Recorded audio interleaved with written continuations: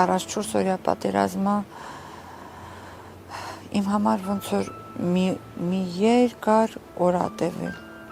Ես չեմ հիշում օրերը, ասենք, ես ինչ օր էին, ինչ օրը չեմ հիշում։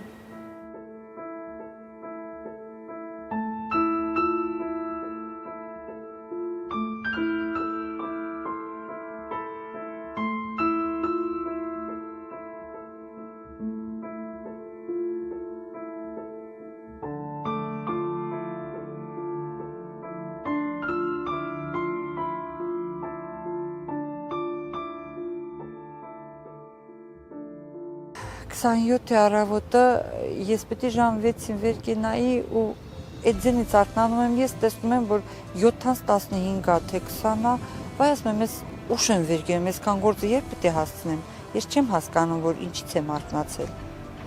Ու երկրորդը, երրորդը ամուսինս ասում է, կռիվը սկսել է։ Ես չգիտեմ, մի պահ արդեն քարացել եմ, չգիտեմ ինչ անեմ, բա ոնց բա նշանը, բա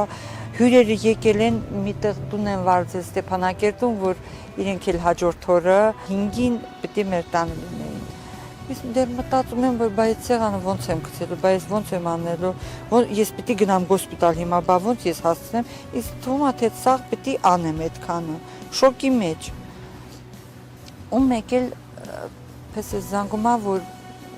բա անհայտ այդ որտեղ որ եղել են իրանք, այդ տան մոտը ռմբակոծել են, սաղ են վատ վիճակում։ Դե խղճերը Հայաստանից այդ ռմբակոծությունների ձեն երբ էին լսել, վախեցած բերել են ուղիղ մեր նկուղը։ Մի երկու ժամից մեր թաղամասում էլ մեր նկուղն է երևի մի քիչ ապահով, սաղ երեխաներ, սաղ մեր նկուղում են։ Այս հարևանից 8 երեխա ունի, այս մեկին 3 երեխա, սաղ հարևաններ ու բանով տեղ են։ Աղջիկներս ասում եմ, այդ բուտերբրոդները, ես իմ այդ ֆուրշետի բաները իջացրու այդ երեխեքը ուտեն, ես մտածեմ,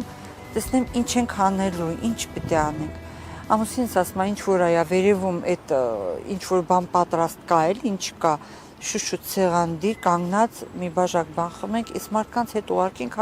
մի բան չի եղել, քանի դեռ։ Պես ես մոտիկանում ասում է, Նոբել ձյաձանայից կարելի է, ես մատանին դնեմ, ինձ կանչում են։ Դե ինչ անենք, ասել ենք, հա,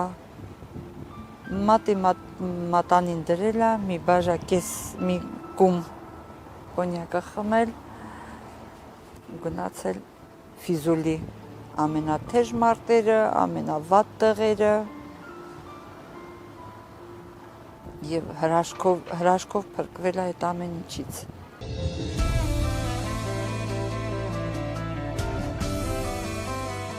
Ղափանի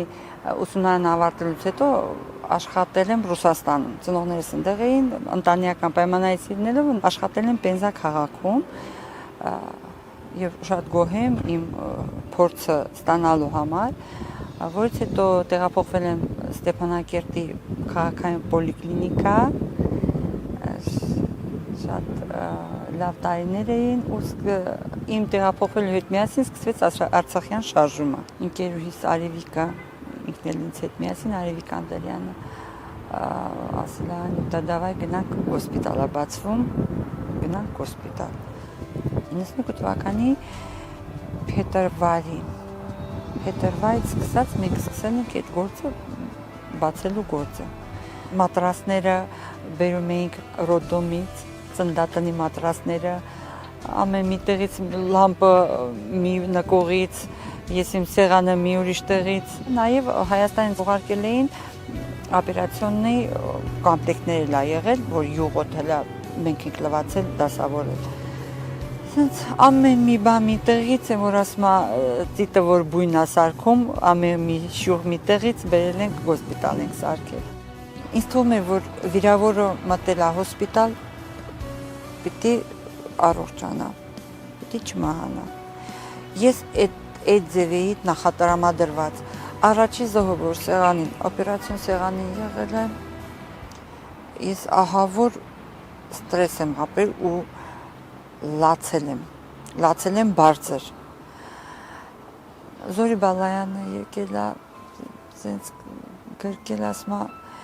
Անյուտա ջան, մի լացի, էլա էս ուր ես, առաջի բանն ես տեսնում, դու իրավունք չունես թուլանալու։ Եվ իրոք, մեզ դրանից հետո չենք թուլացել։ Հետո ենք թուլացել, հետո ենք ստրեսները հասկացել մեր վրա, մեր առողջության վրա, բայց այդ ընթացքում արդեն ոչ մի րոպե չեմ թուլացել, որովհետև եթե արդեն տրվում ես հույզերին, թուլանում ես, դու չես կարող աշխատես, պետք է աշխատես։ Հիմա Երանի ենք տալիս 92 թվականի վիրավորներին վերքերին, եթե համեմատել ունենք, համեմատելու էլ չի։ Եթե 92 թվականին գնդակային վիրավորումներ էր, որ ասենք մի տեղից թոքներ վիրավորված կամ աղիքներն, ստամոքսներ, ոտներ, հիմա համարյա այս մի պատերազմին ամեն մեկի մի քանի օպերացիա, համ թոք, համ որովայն, համ ոտ, համ ձեռք, գլուխ, չգիտեի, որ սաղ անում էի, որ շրջես տեսնես մեջքին, ինչ կա մեջքին, տեսնում էի մի մեծ վերքել մեջքին, դա մի ահավոր բան էր ես անգամ։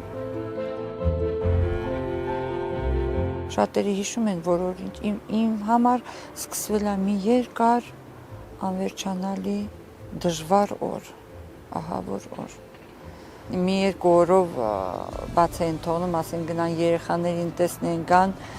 երեխեքը որ զանգում էին, ասում են ման, բա դու չես գալիս, ասում ես վերջում եմ գալու,